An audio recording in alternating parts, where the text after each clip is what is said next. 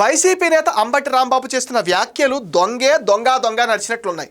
గత 5 ఏళ్ల పాలనలో వ్యవస్థలను నిర్వీర్యం చేసి ప్రత్యర్థులపైన దాడులకు తెగబడిన వాళ్ళు ఇప్పుడు చట్టం గురించి మాట్లాడటం చాలా వింతగా విచిత్రంగా ఉంది. వైసీపీ ప్రభుత్వ హయాంలో తెలుగుదేశం పార్టీ కార్యాలయంపై దాడి జరిగినప్పుడు, టీడీపీ నేత పట్టాభింతిపైన దాడి జరిగినప్పుడు, అలాగే సామాన్య పౌరులపైన అక్రమ కేసులు పెట్టినప్పుడు అంబటి రాంబాబు ఎక్కడున్నాడు? అప్పుడు ఎందుకు నోరు పెగలేదు? నాడు అధికారం చేతిలో ఉందని విర్రవీగి నేడు చట్టం తన పని తాను చేసుకుపోతుంటే కస్టోడియల్ టార్చర్ అంటూ బాధితుడి కార్డు ప్లే చేస్తున్నాడు అంబటి రాంబాబు. మరి తన ఇంటి మీద దాడి చేసిన వాళ్ళను ఇంకా ఎందుకు అరెస్ట్ చేయలేదని అంబటి అయితే అడుగుతున్నాడు. 12 గంటల నిరాహార దీక్ష అంటూ డ్రామా స్టార్ట్ చేశాడు. మరి టీడీపీ కేంద్ర కార్యాలయంపై దాడి చేసిన వాళ్లను, అలాగే పట్టాభి ఇంటిపై దాడి చేసిన వాళ్లను గత ప్రభుత్వం అరెస్ట్ చేసిందా? చంద్రబాబు ఇంటి మీదకు దాడి చేయడానికి వెళ్ళిన జోగి రమేష్కి జగన్ మంత్రి పదవి ఇచ్చి మెచ్చుకోలేదా?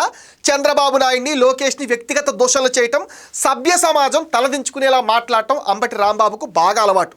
రాజ్యాంగబద్ధమైన పదవిలో ఉండి కూడా బాధ్యతారాహిత్యంగా వ్యవహరించిన చరిత్ర అంబటి రాంబాబు.